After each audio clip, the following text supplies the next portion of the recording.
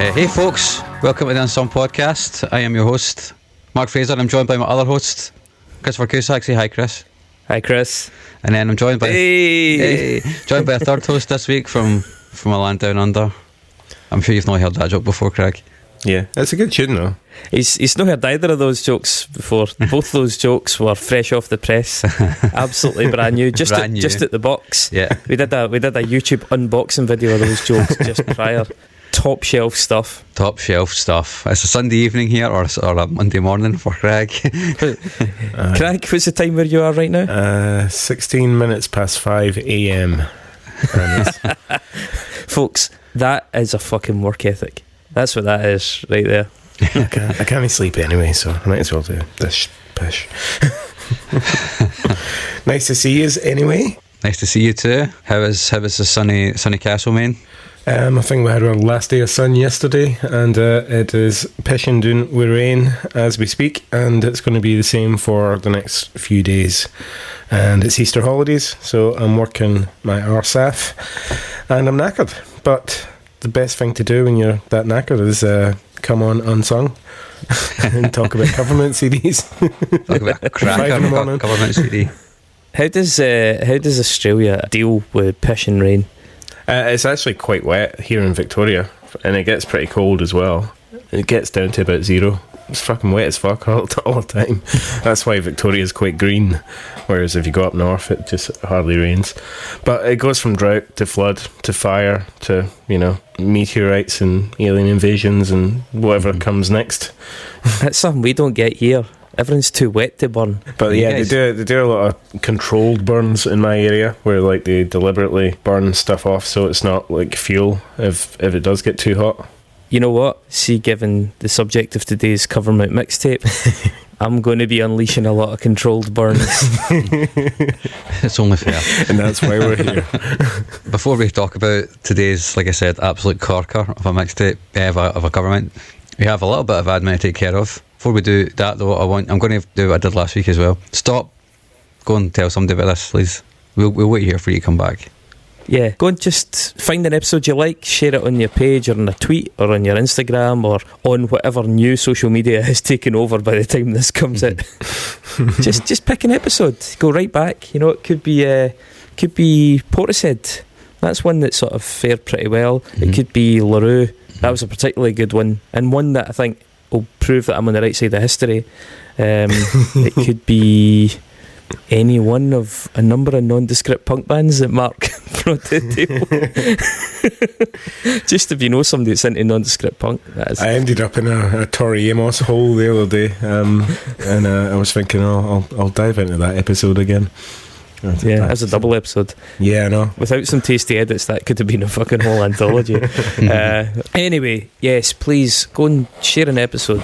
We would love more subs. You'll be hearing this just prior to the next shipment for the Record Club. We would love more subs. We would love more Record Club members. But if you can only bring yourself to share an episode that you like, then that still counts. That still helps us out quite a lot. If, as I say, you want to be part of the Record Club, whether it's digital or analogue, you've probably, I'm guessing, got about 5 or 6 days max, probably 5 days, to just get yourself signed up. You can do it just the once if you just want to see what it's like. You can sign up and then stop and see if you like what you get in the post or what you get in your email, and failing that, if you just want to come in at a low level and show your appreciation, you can, I think it's £4 is our starter tier, which is just a kind of basic sort of just under £1 an episode. Hey guys, like what you're doing, here's a little bit of cash as an appreciation so you can keep doing what you're doing. That would all be fantastic. Thank you. We have also enabled annual subscriptions, so if you've saved up your money for Lent and you want to do something nice with it, then you can subscribe to us annually, which means you get 2 months free, which is pretty cool. So if that also takes your fancy, then there are many options you can support this wonderful show, and it is a wonderful show, and we're going to prove that right now by talking about this this Covermount CD, which is picked at random from a big bag of shite. Do you want to tell the story of the bag? Is it for your Moz attic or something, is it? No, this is just a big tote bag rammed full of a bunch of Covermount CDs that we found in various charity shops. And it's been added to all the time as well. So, anytime we're visiting somewhere, stick our head in a charity shop. If there's any Covermount discs in there, we'll just snaffle them up and then pull one out at the end of the episode. And that's the challenge for next time. So we'll do that today as well. But this week, this month really, we drew out, I wouldn't even say it's daunting because it's so bad. It's daunting because it's so potentially beige, especially if you come from the UK. We drew out the Uncut playlist June 2006. If you come from the UK, Uncut magazine can be something of an eye roll. So I thought a good way to start this episode was maybe to just talk a little bit about Uncut. But especially for the sake of the listeners abroad, which is the vast majority of you. So, Uncut magazine. What is it? What's its audience? It's currently owned and published by NME, or NME's parent company, just as of 2021, I think.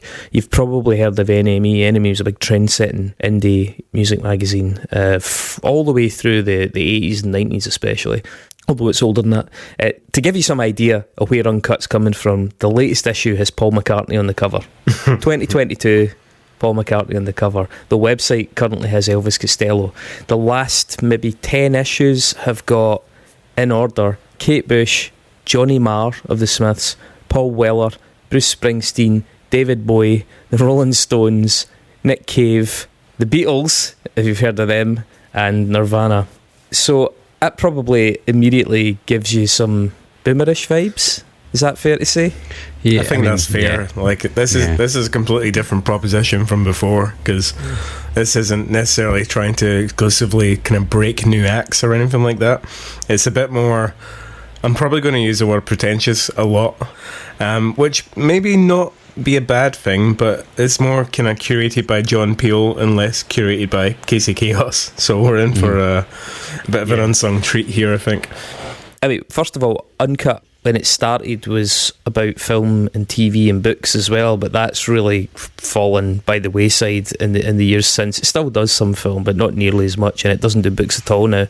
It launched in 1997 as, quote, a monthly magazine aimed at 25 to 45-year-old men.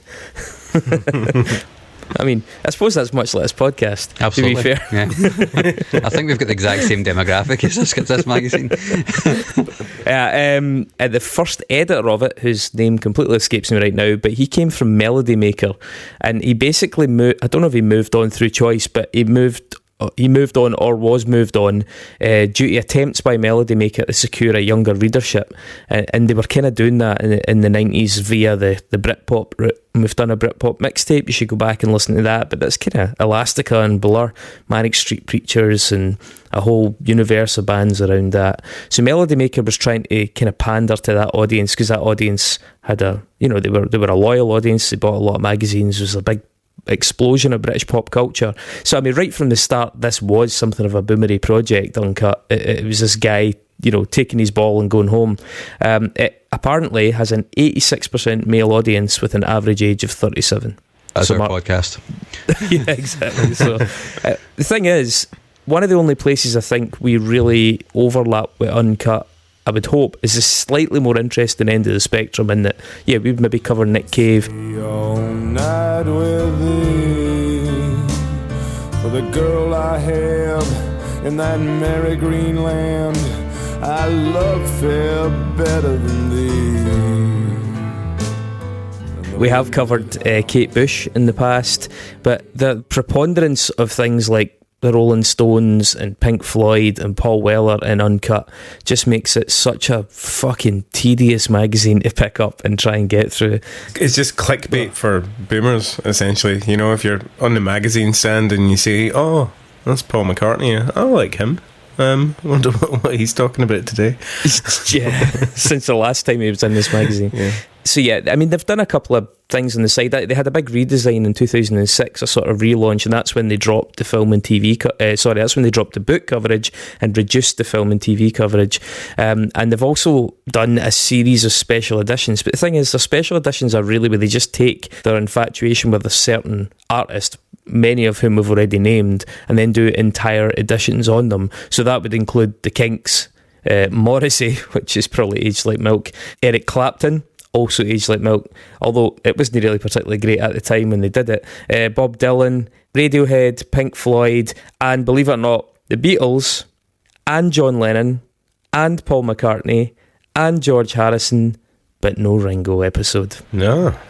So Uncut knows its audience. It's got a very firm idea of its audience, and I think when we pulled this out the bag and had a look at the track list, one of the first things I thought was, this is Uncut very firmly cementing its audience. Now, we spoke in the kind of master edition of the Covermount mixtape, where we actually looked at the phenomenon, and we were like, what is the purpose of them? And I think it seems kind of obvious in certain publications. It's usually to get new music out. It's usually to kind of platform new artists, or new releases, or new work, or obscure work by new artists. That doesn't seem to be the case with Uncut. They seem to have a slightly different agenda, because they feature stuff that's really fucking old and often just already really well known and probably really well owned. I'd imagine the kind of people that buy Uncut already have many of the tracks that appear in their Covermount CDs anyway. So I'm not quite as clear on the sort of mission of these discs. Seems like it's just a mixtape, right? I think it's branding. Yeah, and that's why I said it's kind of a bit more pretentious. It's like, this is a good mixtape, you know. I think that's what they're trying to do. Yeah, so it's less, oh, you might like these songs, and more, you should like these songs. Yeah. So yeah, there's a slightly different flavour to it. That just seemed really apparent right from the off, and so I felt the need to approach it from a slightly different angle than we did with the Kerrang Radio Volume 5, which seemed a lot more about, here's something you've probably not heard. See what you think. We think they're cool. You know, and even though we did acknowledge that probably a lot of that stuff was there perhaps via some sort of, what's the phrase, horse trading, where we want you for an interview in the magazine, so we'll put you on the CD, that kind of thing. I'm not really sure. It's harder to speculate on the mechanics of this one. Do they just say, hey, we want to put you on a thing? Cool, go for it. That seems more the case, apart from with track one in this. But before we do that, what were your first thoughts when you picked up the disc and saw the track listing? Well, I can just say beige now. Yeah, that was exactly what I was going to say as well. I did, the first thing when I seen the track list, I was like, I don't really know what the purpose is in this, but then I kind of started to think more about who it's for, and it is probably just to sell more copies. They probably weren't doing these regularly, I would imagine. I think they did these every month. Really? Okay, yeah, well, that's... because there was certainly, this is June 2006, and there is also a July 2006, and just given the number of them that you get in these stores, certainly for a certain window of time, I think they did them monthly. I'm not saying they always did them monthly or still do.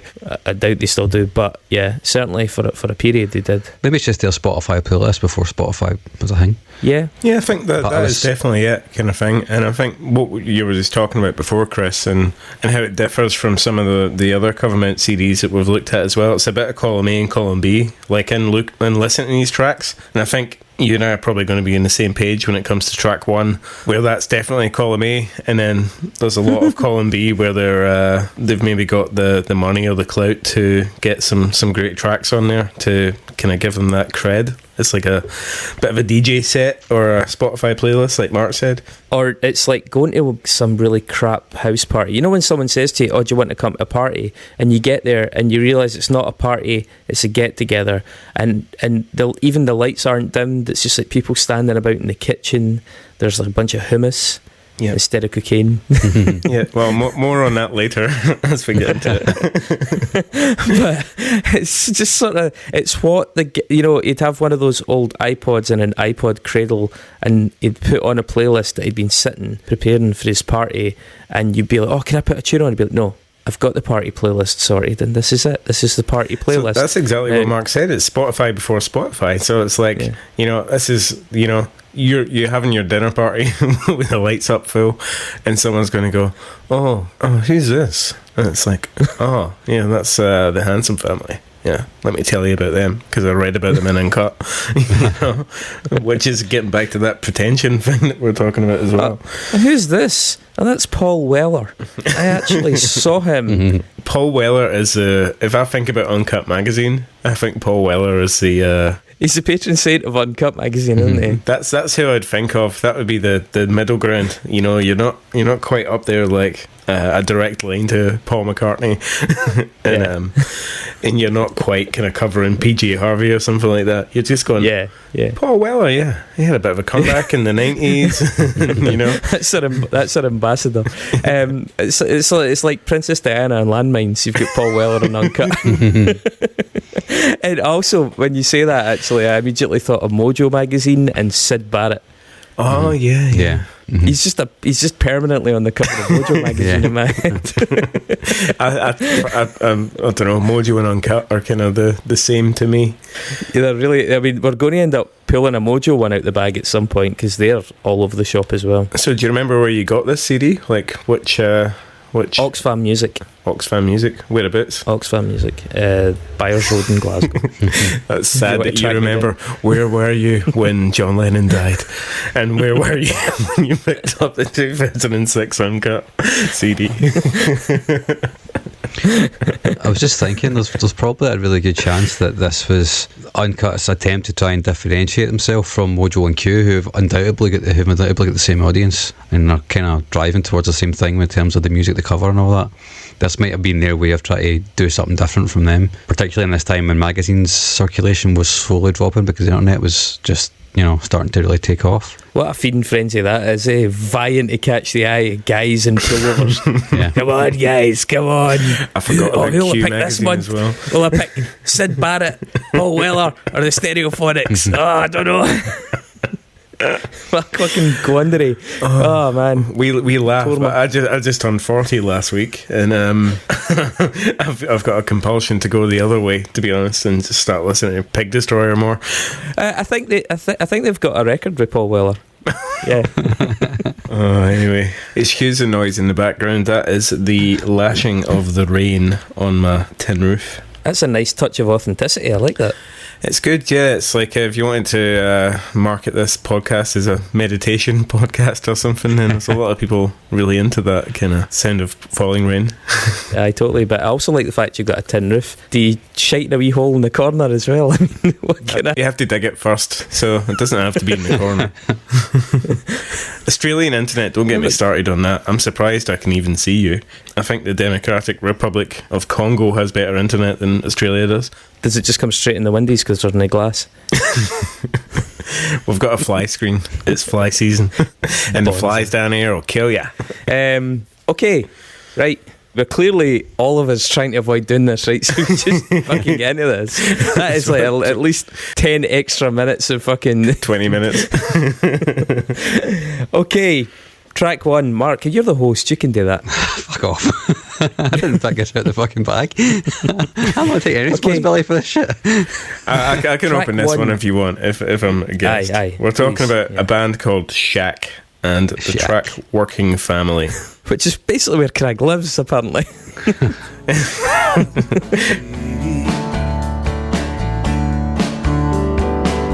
expect the checks, don't expect the alimony. Honestly, you're on the cover of a magazine. Well, these guys are kind of Northern English heroes, the heads, but I just don't get it.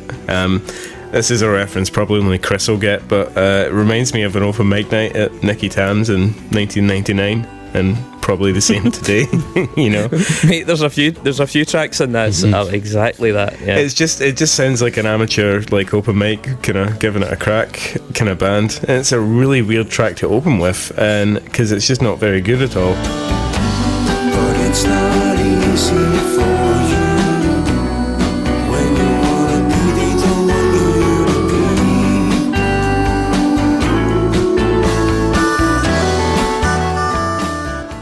It's not. 2006, so they just put out an album on Noel Gallagher's label, so I'm suspecting that had something to do with them getting us track one. you were saying that they released an album in 2006, Craig. That was on the corner of Miles and Gill, that was called. And this song was a bonus track, so it wasn't even on the actual album. So I think you're right, probably in saying that because they're on No Gallagher's label, this is probably why they got on this and why it's first. But it was a song that they didn't even think was good enough to go on their album. They ended up on the CD. Smart guys. You guys have all arrived at the exact same conclusion that I did. I suspect Uncut wanted to butter up Noel in some way and said to him, look, you're trying to push this band on Sour Mash, that's the name of his label, so we'll put it on first on the CD, pretty much irrespective of what song it actually was. And then they probably got it and they were like, shit, we promised we'd put that first, or we just have to do it. Maybe they thought that by putting on a bonus thing it would be more enticing, or maybe they just didn't want to sacrifice any of the solid gold on that album. But we saw the same thing with the Kerrang CD. We had bands putting rarities and outtakes and stuff on that as well, so I kind of get that. But you're right, to put it first is madness, and it must be a bit of nepotism. They probably did a deal with Noel Gallagher and say, okay, 40 years from now, you're going to be on the cover of Uncut every year. You might very well have been on the cover of that issue, actually. I'm going to Google that right this very second. Talk among yourselves. So this was actually this band's 5th album, though. I mean, 5th album. It was also their last album. Pretty weak recording as well, and as you say, it's a really low energy opening track. It really is. It's this kind of like wheezy, slouchy Britpop where it's got a harmonica in it, which was quite, again, a very Paul Weller-ish Ocean Colour Scene type approach. Open mic scene. Yeah, it's a lethargic cross between the Stone Roses. Maybe the Stone Roses doing a cover of Bob Dylan, just lazy. Does anyone know much else that Noel Gallagher put out in Sour Mash? I'm not really familiar with how the label did. As you said, the two brothers that were in it were sort of like cult figures in the scene, so maybe it was a bit of him making a nod to them, because Gallagher did that a lot. He did that with the Verve and stuff as well. Not amazing. When you were talking about the kind of bonus tracks and live cuts and remixes and stuff like that as well, I want your opinion on this next track. The Water Boys. We will not be lovers.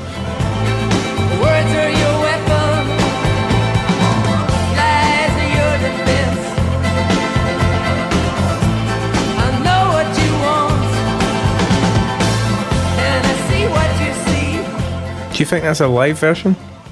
No, that's from the album. Yeah? Does it sound out of tune to you? Yeah. Is it? do you know this band are still going, right? And they've had over 85 members in the band. Wow. Is I take it there's like one or two core people that just keep rotating everybody else? Yeah. You know, this is a strange thing, right? The Waterboys are a strange band because, as you say, they've got a long career and lots of releases, and they're still doing festivals and stuff. And I've never, as far as I'm aware, never heard anything by them other than Hole of the Moon. Yeah, same. Yet, despite the fact that I'm really unfamiliar with the band in general, as soon as I heard this, without even the list in front of me, I was like, oh, that sounds like the Waterboys. They have a sound.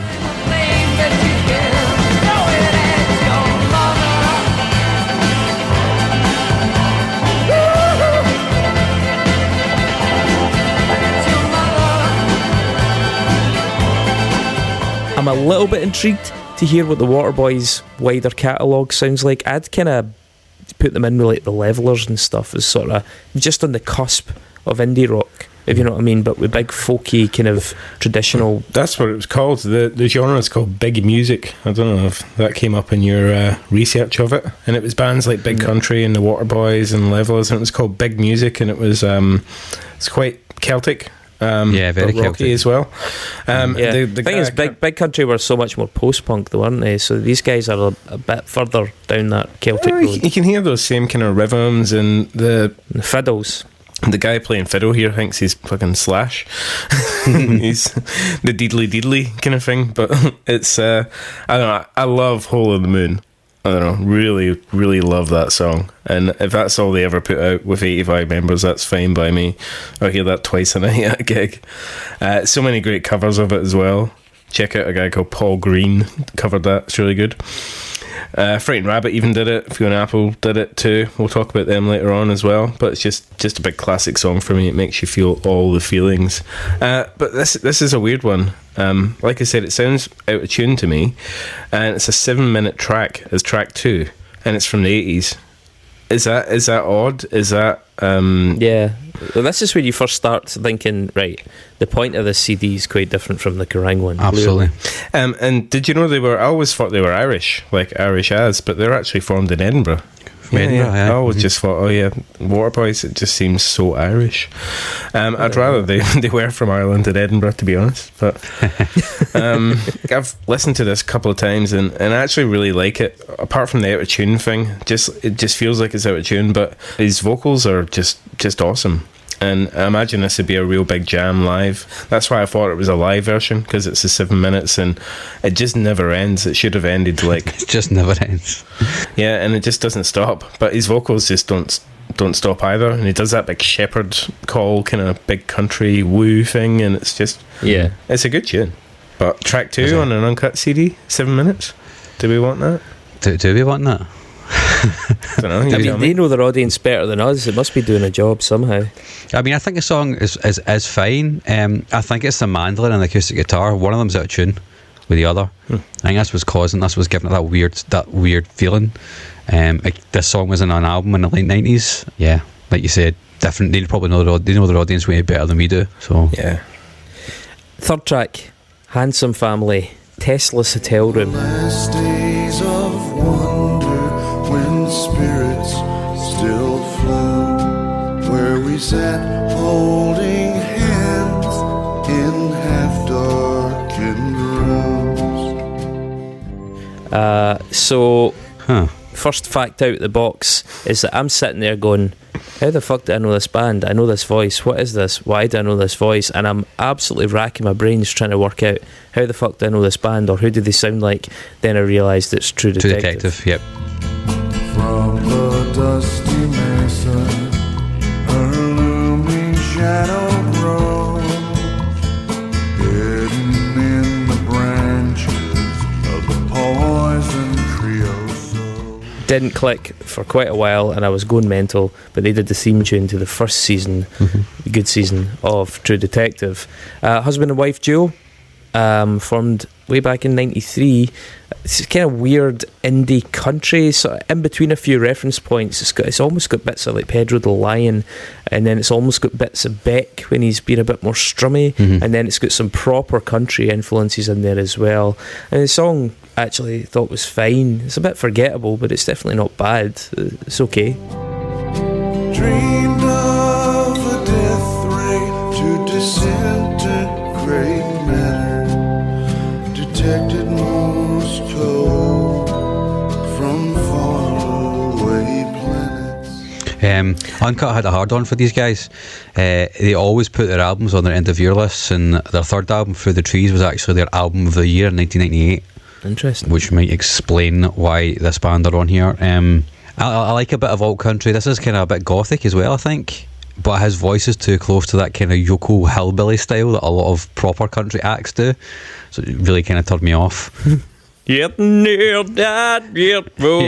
it's not quite fully there, but the way that his intonation and inflection in some words is very, very much like that.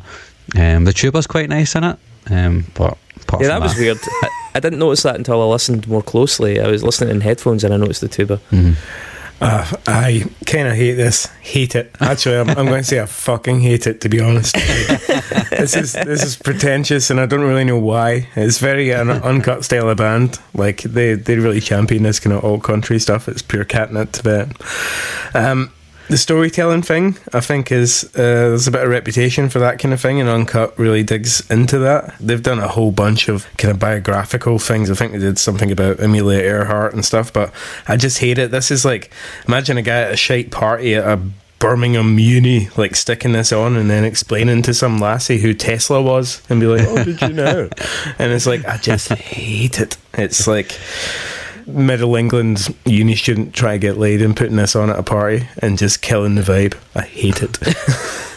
Did you know those guys had an album of the year 1998 in the Uncut magazine? Yeah. Alright, well thankfully they sort of redeemed themselves by coming in with a big hitter, and a good big hitter, on the fourth track. Siouxsie and the Banshees, Monitor, from Juju no less, the 1981 album. Their best album.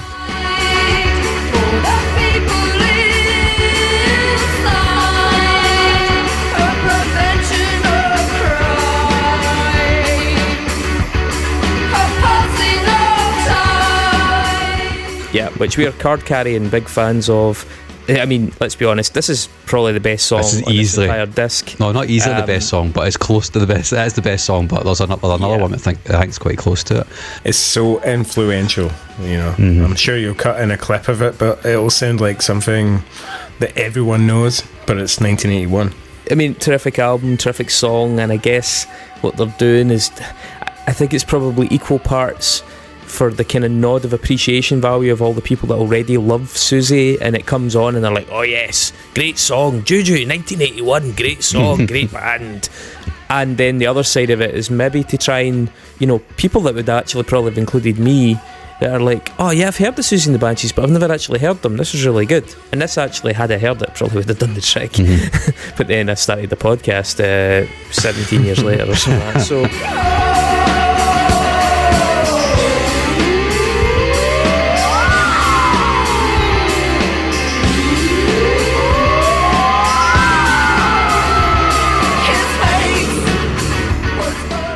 yeah, I mean, I really like it. There's not really a lot to say about it. We've done hours of stuff on Siouxsie and the Banshees. You should go back and listen to that if you want to hear our thoughts on them. And this album was very much unanimously considered to be their highlight. Yeah, really impressive. It's got a lot to answer for, I would say it. Alt rock, is that what you want to call it? Don't find it very gothy in my eyes, but it's all about that guitar. And that's a Greenock boy, John McGeoch. He's a massive influence to everyone. So maybe that's Uncut catnip as well, because he was in Magazine and Visage and Public Image Limited and all that. So this is definitely one of the better tracks on the CD. I can't add much more to what you're both saying there, to be honest. It is a legit banger. The most legit of all the bangers on this CD. For me, I agree with you, Craig. I feel exactly the same about the guitar. It's got like that buzz saw. It's not aggressive, like really like heavy aggressive, but it is like a saw almost. Like I love this song. It feels so nihilistic and hopeless. It's just a fucking great tune, man. That's all very well, Mark, but how do you feel about the next tune, Chris Hillman, 8 Miles High? Signs in the street that say where you're going, heart somewhere just being there. So I think I know why this song is on this CD. Since we've been talking, I've managed to find the issue of Uncut that this came from, and it's got the Stone Roses on the cover, and it also has the Byrds, the mind-blowing story behind 8 Miles High, and this is a cover of that Byrds song.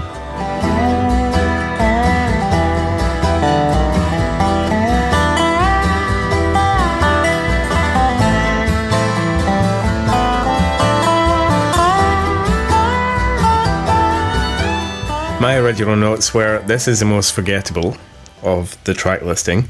It's like a Laurel Canyon rip, so forgettable that I actually forgot it in my notes, and I went straight to Hot Chip, which I think you did as well, Mark. And then when I went back through my notes, I found out that it was actually a hugely kind of influential song by the Byrds from 1966. So that explains that, and I just don't want to be hearing that again in 2006 or 2022. Chris Hillman was the bassist in the Byrds, and he was also in the Flying Burrito Brothers, for anyone that's familiar with that, and Reed's Mojo.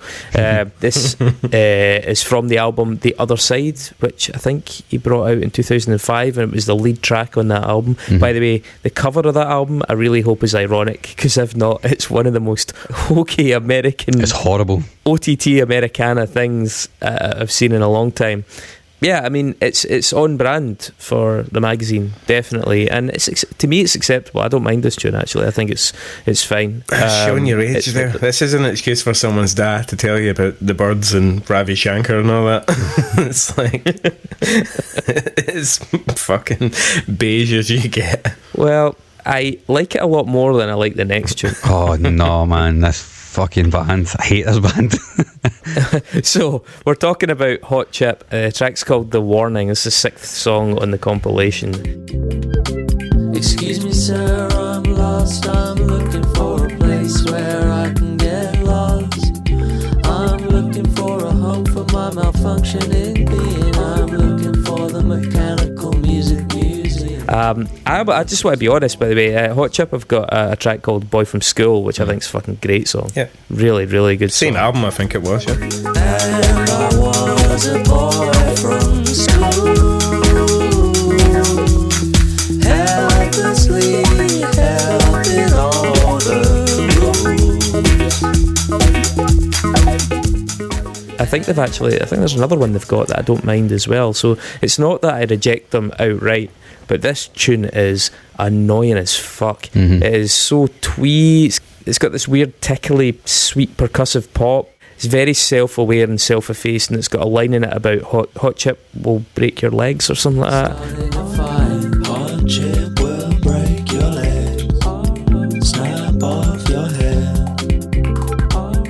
hot chip will put you down under the ground. They're going to put you down, so obviously making fun of the fact that they're definitely not hard men.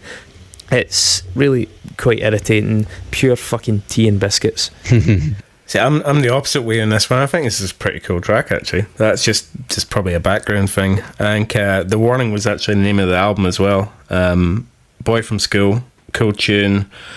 Over and Over was a bit of a kind of club banger. And those songs probably define Hot Chip. And this is 2006, and I was kind of, you'll remember, Chris, I was quite big into this scene with a band I was playing in. And we were coming up in similar kind of circles, and Hot Chip were kind of the golden boys of the scene. And they always had a strong connection with Glasgow as well. So they were always up here gigging and stuff. I think they had some connection with Optimal, and I think we were playing with an Australian band, actually, Midnight Juggernauts, and we caught up with them there. And there was some other DFA band, I can't remember who it was, but we had a good swally. It's a cool track. I like the contrast between the Hot Chip are going to break your legs and then that kind of elevator style music. And if you've seen Hot Chip, you know they're no hard men. It was a bit tongue-in-cheek. It's all about that contrast. And again, this is me just being like a dad at a party saying, like, oh, let me tell you about Hot Chip. Yeah, that was your Ravi Shankar story. Yeah, exactly. So it's kind of one of the points where I've actually quite liked their programming on it, going from Siouxsie and the Banshees to Chris Hillman to then coming in with something which is very not Uncut. But I think Uncut knows that Hot Chip are going to be quite uncut at some point. They certainly are now, yeah. Yeah, exactly. And I think that's probably a bit of a good bit of foresight on Uncut's radar there, maybe. Or a curse on Hot Chip. Like Hot Chip were cool, and then Uncut started going with them, and everybody was like, oh, they're so lame now. Yeah, that could be true as well. That could be very true. Yeah, I seem to remember the band being like pretty hot at the time, like people talking about them, they were everywhere. Is that a correct remembrance? Yeah, they were dead hip. Yeah, absolutely. You just live close to the Blue Lagoon. Nobody's going to get that, but that's a really terrible chip shop in Glasgow. That was a really humming joke, and also a really humming chip shop. I once fainted in front of a Blue Lagoon. Did you? It was terrible. It was under Central Station Bridge, which is probably the clattiest and smelliest of all Blue Lagoons. And I don't know what happened. I just was too hot. It was a really hot day. I'd run out the house without any breakfast, and I just got really lightheaded. So I had to sit down, and I kind of passed out sitting down. And when I woke up, people were tossing money at me. Is that Heidelman's umbrella, that one? That's the classy way to say it. The Central Station Bridge. Oh, yeah. When I went back to Glasgow, it was I hadn't done it in like 10 years, and I was like, I had all these ambitions and dreams of like, I'm going to eat every chippy I can while I'm there, and I think I managed about 1/8 of a sausage supper, and then I just felt violently ill, and I was like, oh yeah, I'm not chip fit. I'm out of Need to get back in training. Yeah, they call it in Australia, they call it piss fit. Like if you've not been drinking for a while, and then you get steaming after one drink or something like that. So yeah, that's me. I think the first thing I done when I landed was get a munchie box, like the biggest one I could. I was staying with my wee brother. That's not even proper chips. That's foreign. That's foreigner chippy. Oh yeah, I had a whole strategy lined out. That was the 4-in-1 down at the St Ninian's Toll, and I was there so early that the doner meat wasn't even like properly cooked yet. So it was terrible. I did, and I managed about 3 bites, and that was me. You can't eat undercooked doner meat. I know. One of the bands that I put on at your bar stayed at my house one night, and the guy's dad was a gastroenterologist, right? And he told me, we were walking home and somebody got doner meat, and he was like, don't ever eat that again. His dad has a video as a gastroenterologist where he puts the doner meat into a tank of water, and then you come back the next day and all the worm larvae are on the top of the tank of water. And he was saying that's the problem with doner meat, is that especially if the restaurant's busy and it's not getting a chance to cook properly, people are eating all the fucking meat with all the worm larvae in it. It's really, really bad meat for that. Well, good job I didn't make it through much of it, but my wee brother tanned it off, and it was in like a 28-inch pizza box or something. But as a little aside, there's certain things, I've got this mental tick where every time I do something, I will hear something that someone said to me, and that story you just told me is something that I think about every time I have doner meat, every time I get a kebab. You know those worms will crawl at your bum in the middle of the night, lay their eggs and crawl back in? Wow. Brilliant. Lovely, thanks Chris. Yep, you're welcome. Now, next track, we might have, if people aren't already switching off in droves right after that weird detour, it's going to get a little bit complicated here, so Mark, I apologise in advance, right? Why? Track 7, full disclosure, again, not looking at the track listing, I thought I was listening to Bright Eyes, and I fucking hated it. Everybody wanted to be like them. Everybody wanted to be the Beatles. And I really wanted to be like him. But he died. The legendary rock group is history now to read. I was thinking to myself, these lyrics are so fucking stupid. These lyrics are so fucking stupid. This song is terrible. This song is fucking terrible. What the fuck is this song doing in this record? And then I realised it was Daniel Johnston, and the track's called The Beatles. And I hit a kind of wall of moral uncertainty. I was like, shit, I can't criticise the lyrics now. Should I like it? Is it good? Will I re-listen to it? Will I look at it through a different lens? Should I now backtrack? Should I pretend to our audience that I like it so that I'm not criticising Daniel Johnston for having really stupid lyrics? Because obviously that's why a lot of people like him for those. But why do people like him for really stupid lyrics? Is it just that they're trying to be encouraging? Is it actually good and I just don't get it and they really do like it? If Bright Eyes sang these lyrics and sang this song, would it still be a good song, or is it only good because it's Daniel Johnston? And if it is only good because it's Daniel Johnston, why is it only good because it's Daniel Johnston? And I decided it is objectively quite bad, but I am a coward, so I'm not going to say anything else. Fair enough. I don't really know what to add to that. And they worked so hard and they made it Joe. And they really were very good. They deserve all their success. And they earned it. Yes, they did. They didn't buy their respect. I don't know. This is 1983. I think his voice is great on it, and I hated it as well. It's kind of like that Nikola Tesla song. This is like did you know that when he was young and he learned all the Beatles songs on piano, he just thought, well, John Lennon said that I just rearranged the chords of like Chuck Berry songs, and then that worked for him, and then they were the Beatles. So I said I wanted to be as big as the Beatles, and I just rearranged all their songs on piano. That's my dad story at a dinner party. Ravi Shankar out your nut, aren't you? But it's crap, isn't it? When I did think it was Bright Eyes, and by the way, if you listen back to it, you could totally see where I was getting that from, because Conor Robertson and some of the earlier Bright Eyes stuff does a big Daniel Johnston impression, but I just didn't dig it. I've never listened to Daniel Johnston before. I know a lot of people like him. Wasn't doing anything for me at all. Do you know about him? I do know about him, yeah. You should watch. I mean, the film The Devil and Daniel Johnston is excellent, man. It's really good, but it doesn't mean you have to really enjoy listening to his records. Yeah, I guess it is a pretty dumb song. I think that was maybe the point of it, but I don't even like the production on it, man. It's not for me. It doesn't work for me at all. There we go. Uncoolest podcast on the internet. Our podcast's on the internet, can you say that? I guess. I don't know, whatever. Just out there, really, floating about. Yeah.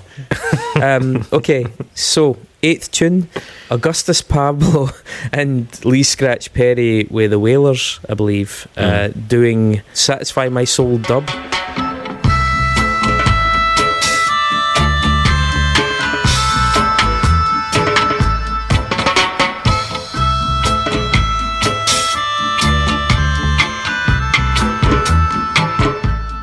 Augustus Pablo was like some kind of dub DJ. This is his version of a Bob Marley song, I believe. Satisfy My Soul's a Bob Marley song. Yeah, this was released in 2006, but he recorded it in 1970s.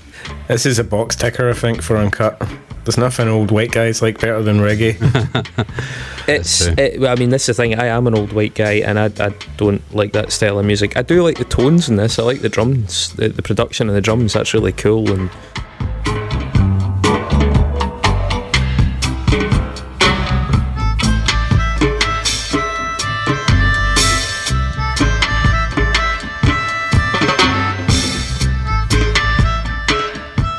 it's less than 2 minutes, isn't it? So that's why I think it's just filler. It's like, we need to get some dub reggae song in there, and it's 2 minutes 59. It's fine. I mean, out of context, it's a hard thing to just suddenly dip into, I'd imagine, as well. And you're just been listening to Daniel Johnston, and you're about to go and listen to a bunch of lounge pop. It's just a little bit incongruous, and I am absolutely not the target audience. So that's why I don't want to slag it. I don't think it's bad. If you're thinking early 70s, it's perfectly great. And I guess that's the Uncut model. So the next song is a Sage Gainsbourg cover, is that right? Don't know. By Jarvis Cocker and Kid Loco. I just came to tell you that I'm going. Won't change anything. As the poet said, a new wind is blowing. So I just came to tell you that I'm going. Okay, well, I didn't know it was a Gainsbourg cover, but that would make a lot of sense. And Kid Loco is French, and Jarvis Cocker is a suave, sort of wannabe Gainsbourg type figure at times. I listened to this song and it did nothing for me at all. But then I watched a video of them doing it live on YouTube. I don't know what Kid Loco is doing on it, but Jarvis Cocker, he's just a character. He's got that vibe that's just je ne sais quoi. Yeah, that's je ne sais quoi. And he's it's just a really cool cunt, and it really, I engage more with it watching it on YouTube than listening to it on this. I don't really know what Kid Loco is doing on it. Kid Loco, he was a bit of a man about town in Glasgow. You might remember that, Chris. Yeah, he worked with Mogwai, and he worked with the band called Quinn, or whatever, I think that was their name. Yeah.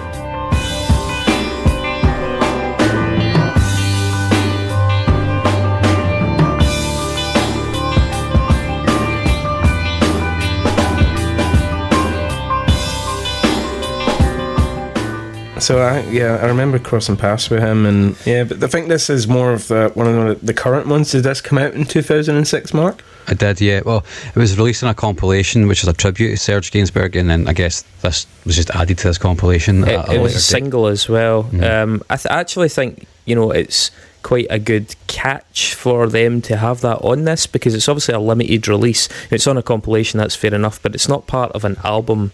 It's just a sort of little interesting anomaly out there, and a lot of people are big Jarvis Cocker fans. I quite like Jarvis Cocker. I don't necessarily like a lot of his music, but he comes across pretty well. He's got an interesting kind of pop personality, and yeah, I don't mind it. I mean, there's a lot of this kind of stuff about just now in Glasgow, by the way. Craig, you'll have missed this whole wave, but that kind of lounge pop, sort of nudge, wink, wink, sort of self-referential lounge pop is a real thing just now.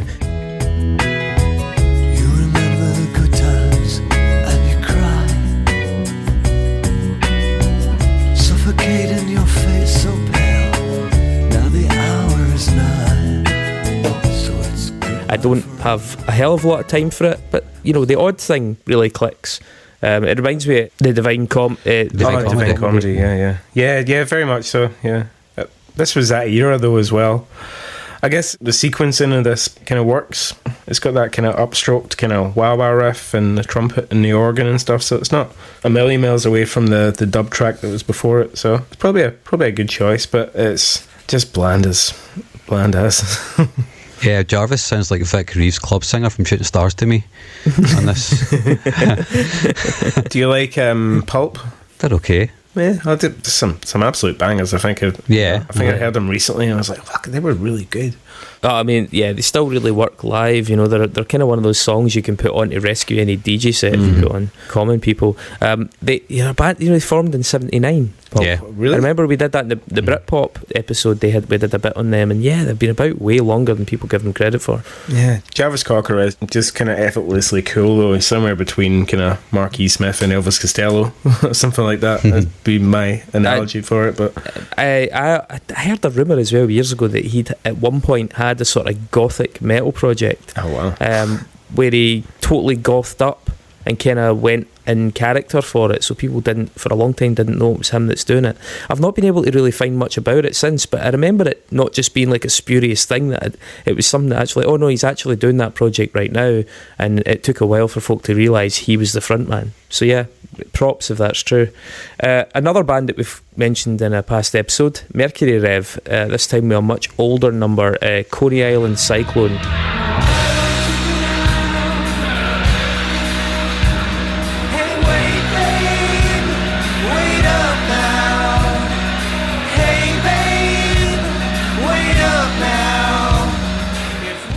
Track 10 in this is actually taken from their ultra cool debut album Yourself As Steam. I think they had about 7 albums out by this point, including the 2 albums prior, Deserter Songs, which was their big breakthrough album.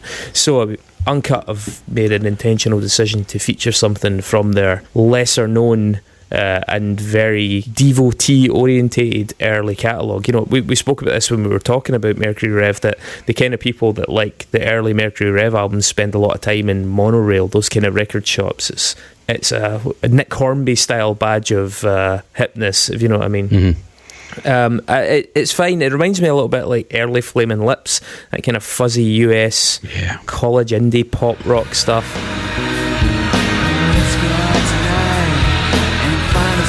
Picking up the Skylab, throw it back in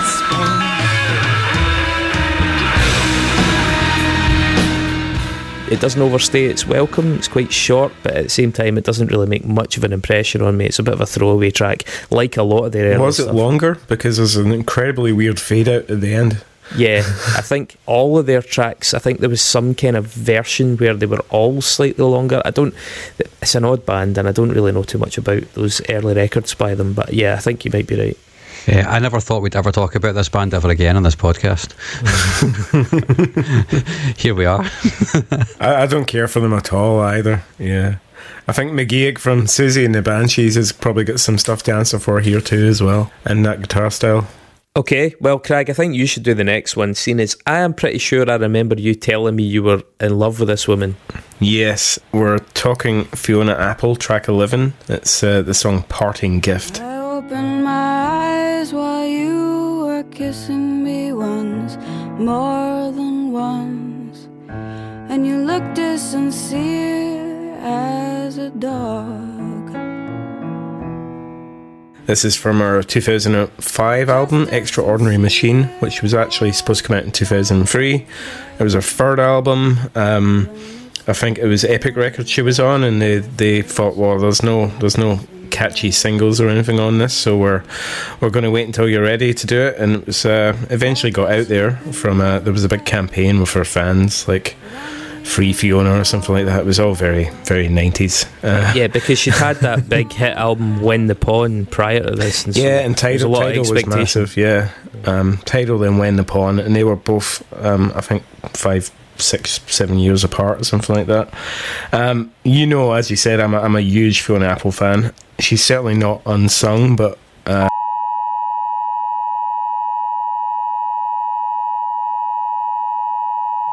3, 2, 1.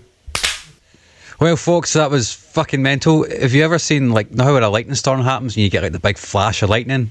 Well, we just had that, but it was like a Dalek effect on Craig. You could see his whole skeleton, and then it just went completely blank and I lost him entirely.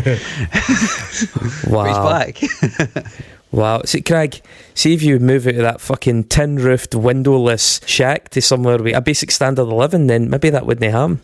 I told you, Australian internet and power systems and everything is quite behind in the world rankings. So, to apologise about that, basically, Craig mentioned that you could hear the rain lashing against his tin roof. Well, the rain was also apparently lashing against the power station or the wires or the superconductors or whatever the fuck it was lashing against that caused all of Australia to go dark. What was that, about 30 minutes there? Twice it happened. The poor lad was hunting about for candles. So we're going to pick up again. It won't be seamless because we wouldn't lie to you. And we also need to justify the mess. But there you go. That's live recording on the other side of the world. Yeah. Also, I'm unsure where it fully cut out as well. I'm very sure. The candle I have is a scented candle, so it smells really nice here now. Well, funnily enough, then that's perfect because just as it cut out, you were getting that warm glow in your cheeks as you started to talk about Fiona Apple. Mm-hmm. Yeah. So take us back to that, Craig. You were talking. This was the album that came out late because the record company didn't think there were any big singles on it, and the fans kind of lobbied for it to come out. Which is true. It's not an album full of bangers. She's much loved, I guess, by people like me. I don't know why, but she's probably my favourite artist of all time. Just incredible. Wow. Yeah. I would say. I know it's a big call, but I would say it is. And this song is Parting Gift. It's a nice inclusion on the CD. Oh, you silly, stupid pastime of mine. You were always good for rhyme. But I don't think it's a tune that will turn many people on to kind of her oeuvre, though. It is a great breakup song, like I said, and in my eyes, Fiona Apple can do no wrong.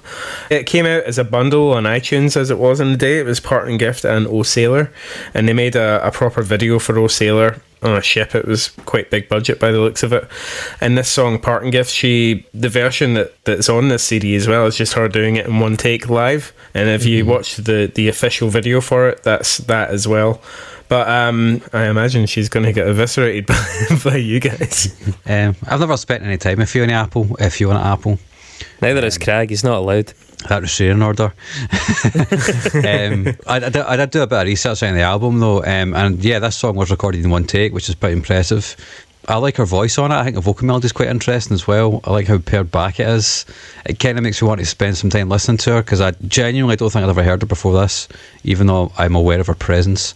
Well, you guys are always looking at Pitchfork and stuff. I think her last album, Fetch Your Bolt Cutters, that got, I think that was like a perfect 10 or something like that. Which is it's a great album. I think it got nominated for a Grammy as well. It was probably our most critically acclaimed record for sure. I found that out when I was doing the research for this on this one song. Yeah, I mean, maybe I want to spend more time with her, so I think I'll probably do that. I mean, she was hot shit in a number of musical circles. I had lots of friends who were really into her. I never got bitten by the bug at all. I much preferred Tori Amos in this vein. I thought her songwriting was much more catchy and just had a broader palette. Like, she tried more things. I think Fiona Apple's okay. Is it Criminal, the big song off When the Pawn?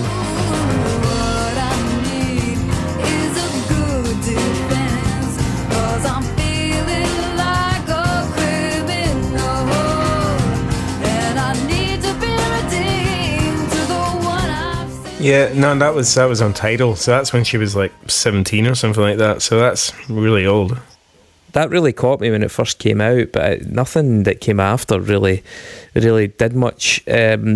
I think this is the sound of what a lot of people think it's like to be 30 years old and living in New York City. Do you know what I mean? There's something about it, something quite bohemian and urban. And I do, it's jazzy and loungy in that sort of cosmopolitan, modern sense. I think it's, walking with your collar up down chilly streets, yellow New York cabs passing you by as you drift from one bittersweet love affair to another, sipping lattes, your hair blowing tastefully with the updraft for the subway vents.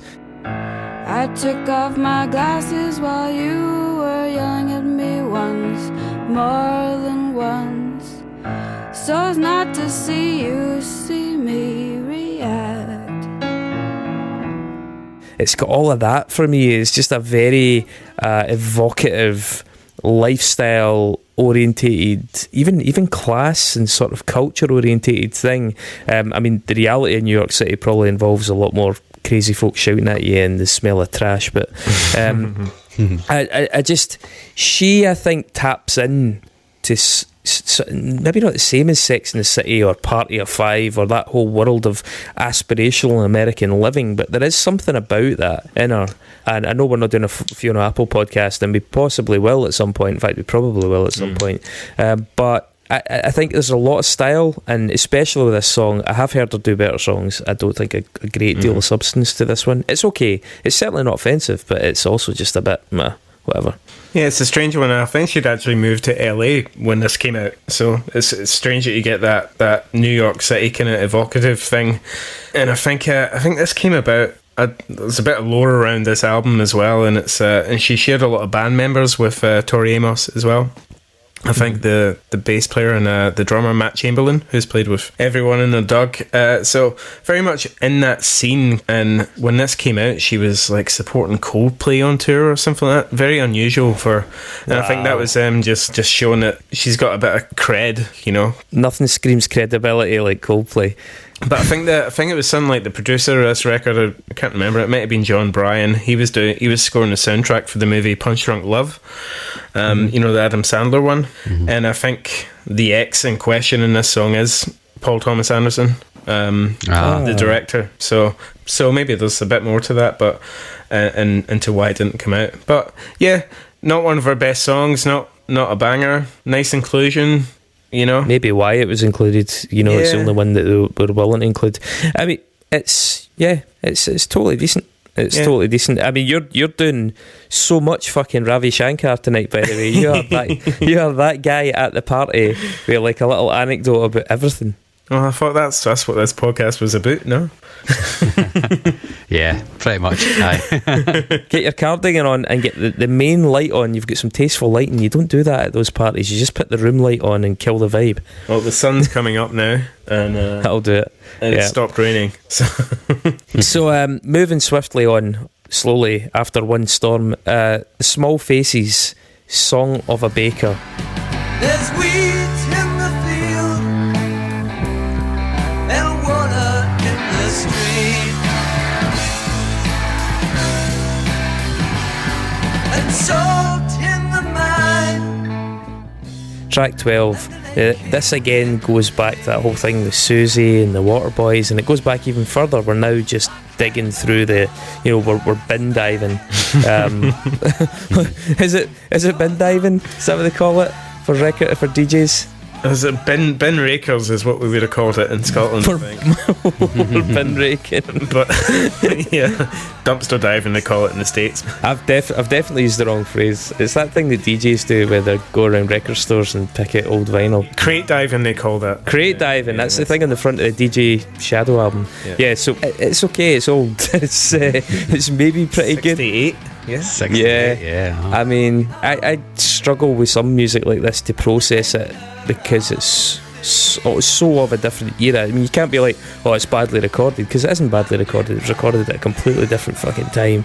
It's fine. It sounds maybe good for its era. It probably does. Small Faces are very cool for its time. Yeah.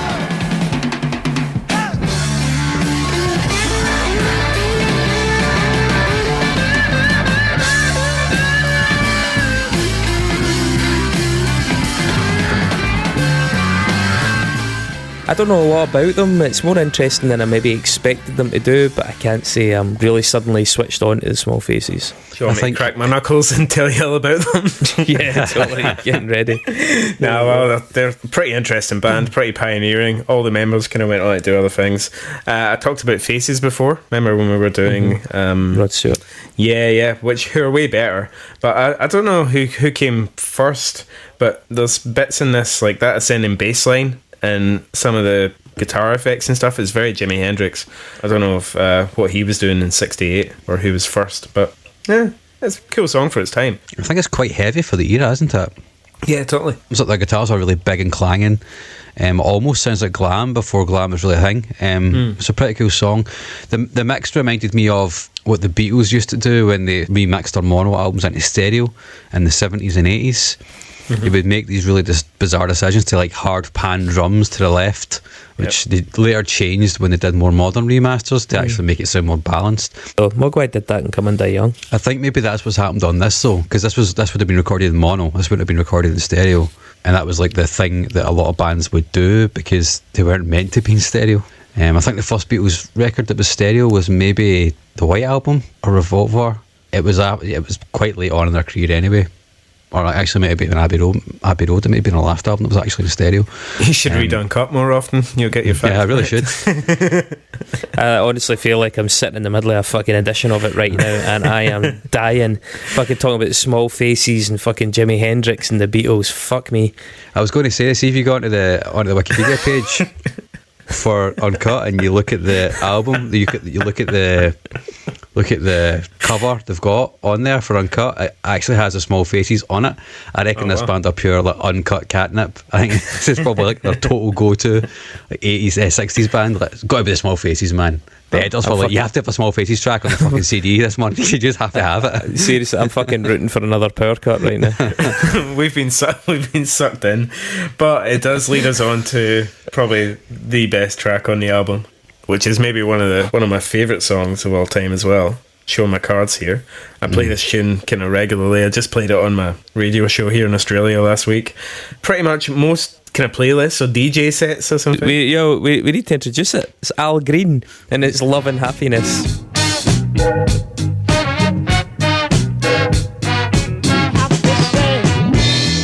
Love and happiness. Love and happiness. The 1973 originally. I assumed you were going to cut it in because it's got that intro that you like. If you play it in a DJ set, that first kind of 40 seconds or something, everyone's like, "Oh, what the fuck is that?" Make you do wrong, make you do right. Yeah. Love. Where's this going? And then that little guitar riff comes in, and then you're off to the races.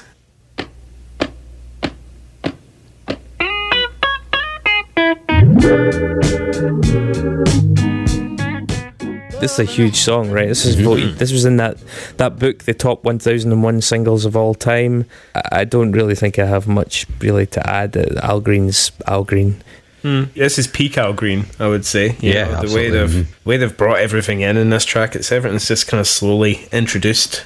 I think that's what I like about it. It's not the longest or the shortest. It's just one of those kind of somewhat perfect songs, I think. And I don't know. I think you were asking earlier on, Mark, like how did they get this on the CD? Yeah, it's a really odd inclusion. It's just odd to have a soul song of this vintage, in particular, on this compilation. Kudos to them for trying to be a bit more eclectic, I suppose. I wonder how much it fucking cost for them to get this song on it. How much money were they throwing at this? Like Siouxsie and the Banshees, Al Green. Well, it couldn't have been cheap to put these CDs together. But everything about this song is great. The way everything comes in, like Craig said, the keyboards are brilliant. The horn section is really good. It's got that head bopping soul beat. The bass is in the pocket, get a really nice feel. Backing vocals are superb. It's just a masterful soul song. It is peak Al Green. I think it is probably one of the best soul songs ever written. I think it's a total classic. I feel like Uncut are probably owed a lot of favours, man. I don't think they necessarily paid for any of this. I'm not sure. When they do those big compendium editions for labels, I'm sure they're pretty happy to have their artists' catalogues put in the shop window like that to such an extent. So, I mean, I really feel like we're deep into fucking Uncut territory here. Like and it's only going to get fucking worse. Track 14, Roddy Frame, Shore Song. And if you say you will, I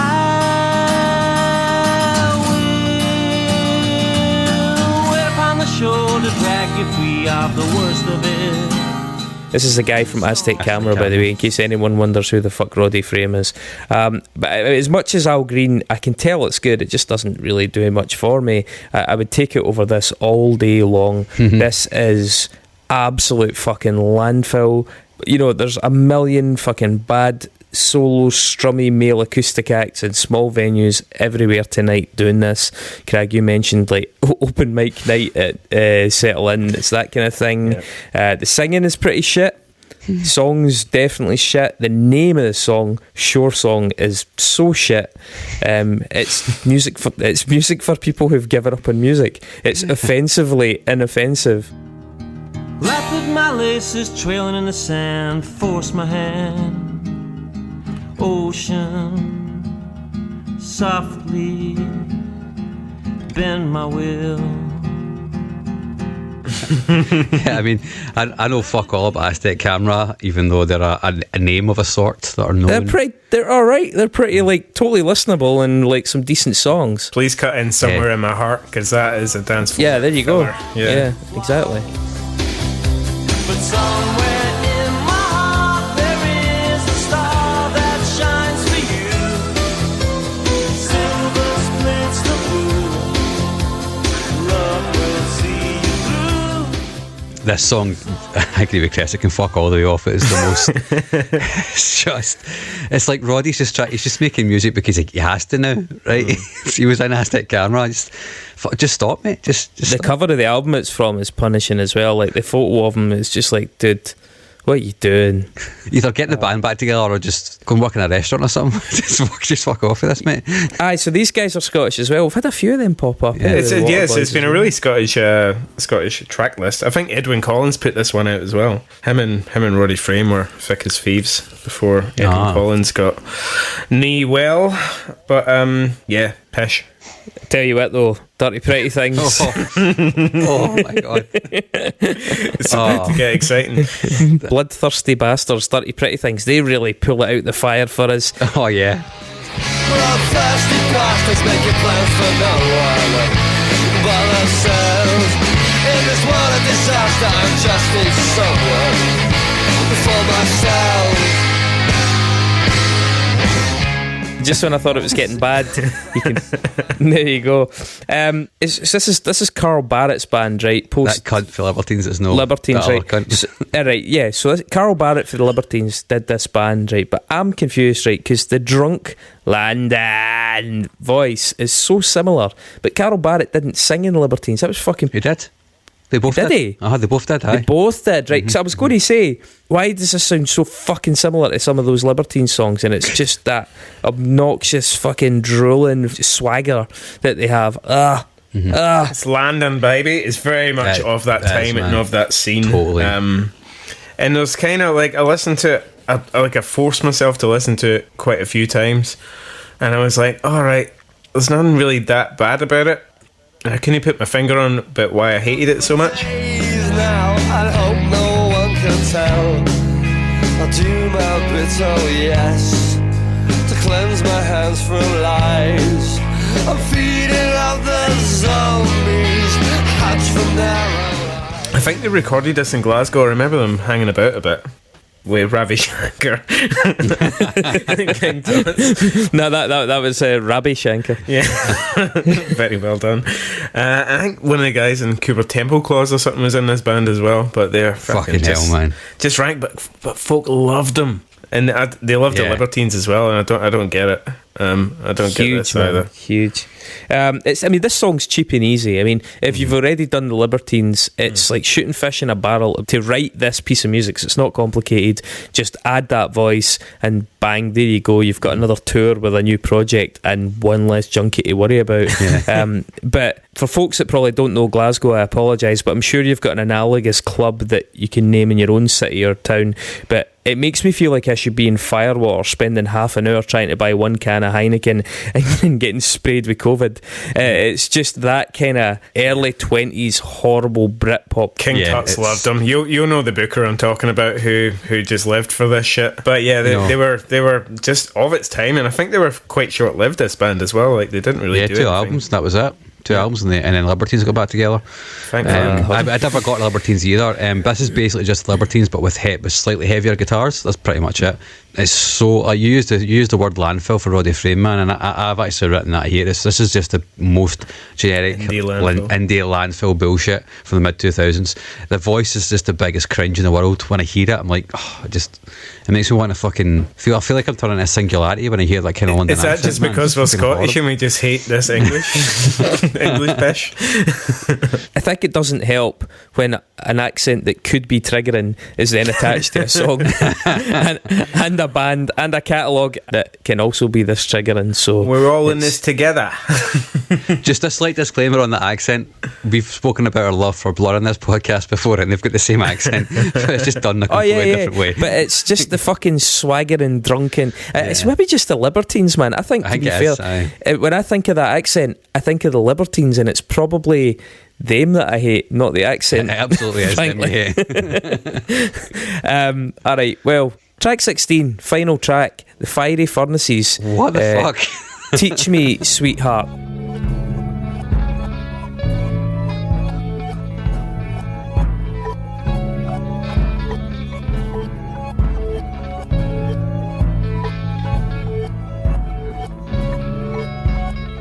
I did not see this. Man. I did not see this coming. Yeah. I think this is definitely the most interesting song on this thing because of the mental production. Interesting is a good adjective. I really liked it. Teach me, sweetheart. Come on past. Brave young bachelors. I'm alone. I don't mind this track either. Besides the production. I don't know what you were listening to it on. I was listening to it on my desktop computer, and it nearly broke my iMac. I think it's fucking all over the shop.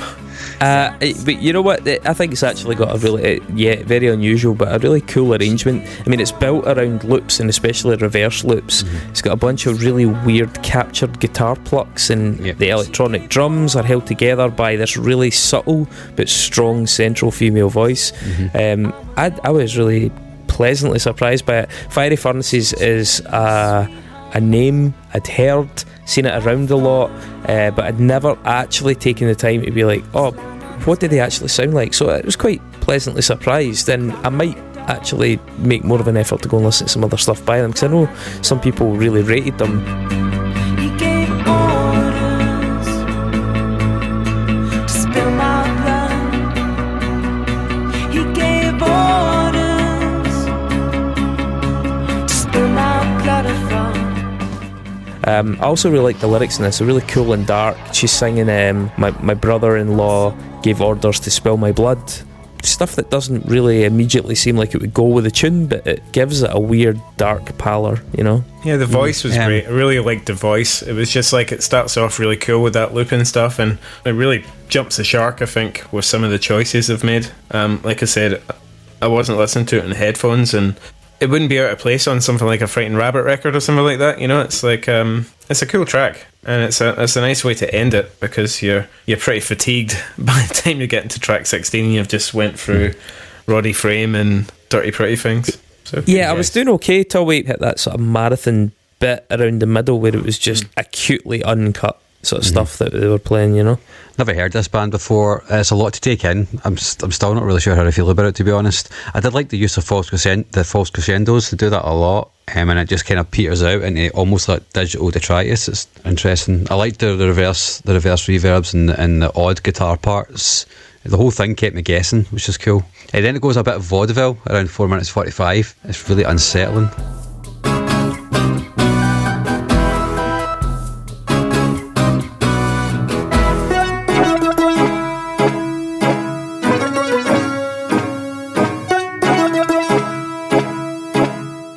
Yeah, I think they were well known. I think I've seen these guys at All Tomorrow's Parties mid-2000s somewhere, and they played for ages, and I think that's what they were known for. It was like a lot of kind of improvising and doing a lot of these kind of weird effects that they do live. So I think that's probably translated into Uncut readers who would probably be at festivals like that as well and think, oh yeah, we're going to go out on a high with the Fiery Furnaces. Cool name as well, quite like that. I think it's actually a biblical reference, believe it or not. Anyway, so as is going to become the custom, we try and pick a kind of good, the bad and a curious. Yeah, so one at a time. Mark, what's your highlight? Siouxsie and the Banshees. There's no question about it. Your low light? Fuck, where do I start, man? That Roddy Frame song it's a Dirty Pretty Things. It's just a Dirty Pretty Things. It just is. What about the thing that you think is maybe either really interesting, or maybe you go and investigate a wee bit further, or just fucking downright weird? I mean, the Fiery Furnaces is definitely the downright weird song on it, I think. There's no question about that. I'm likely to go away and listen to more Fiona Apple as a result of this. So it's kind of a toss-up between those two, I guess. Yeah. Craig, what about you?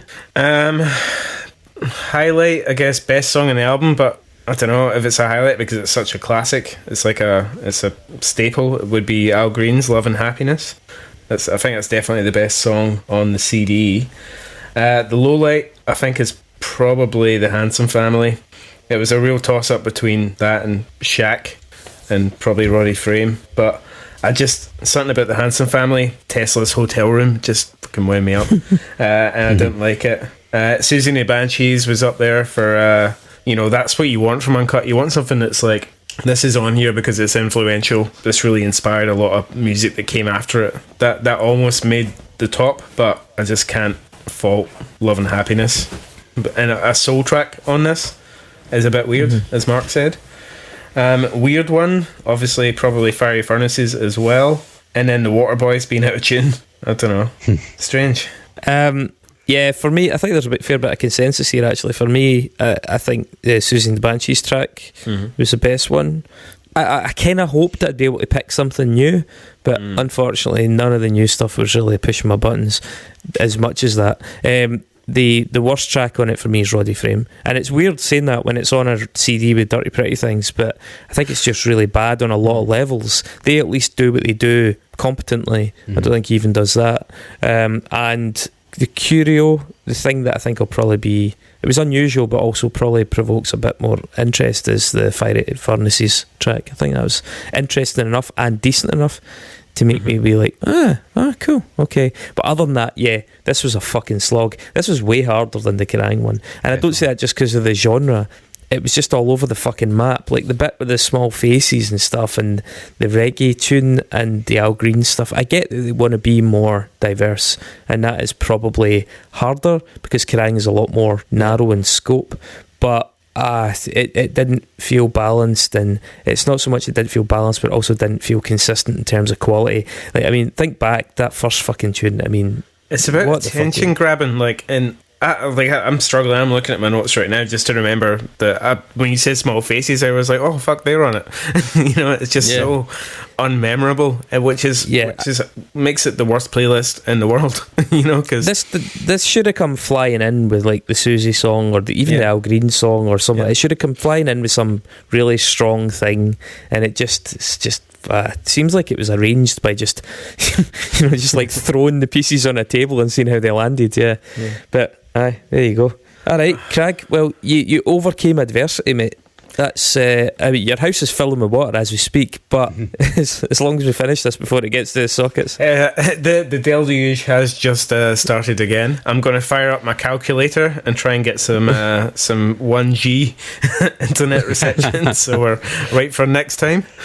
Well, before Craig vanishes, we are going to pick the next Covermount mixtape disc. I think it'll be Dave Weaver that'll be joining us in the next one. So let me rummage about in this fucking sack of oral violence. Please don't be Uncut again. No, I'm going to avoid a jewel case. I can't see them, but I'm going to go for a slip. Okay.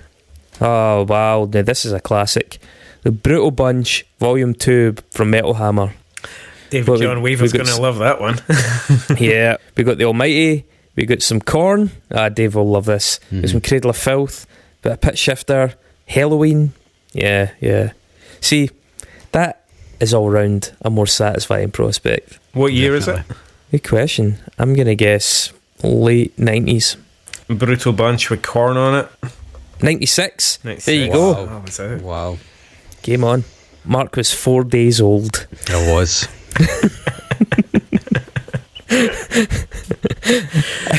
That all should right, be the guys. frame of reference for every artist that you talk about. How old Mark was at the time. Mark's still 4 days old, really. Yeah. Bless him. Listen to this shitey pop punk he listens to. Mentally, he's still not grown. Right, okay, guys. Thanks for that. Well done, Craig, on getting through that. Cheers, it's been a pleasure. I've got a fondue party to go to go and talk about, give some anecdotes about Rod Stewart and Bruce Springsteen and Paul McCartney. Okay, take care. See ya. Bye-bye.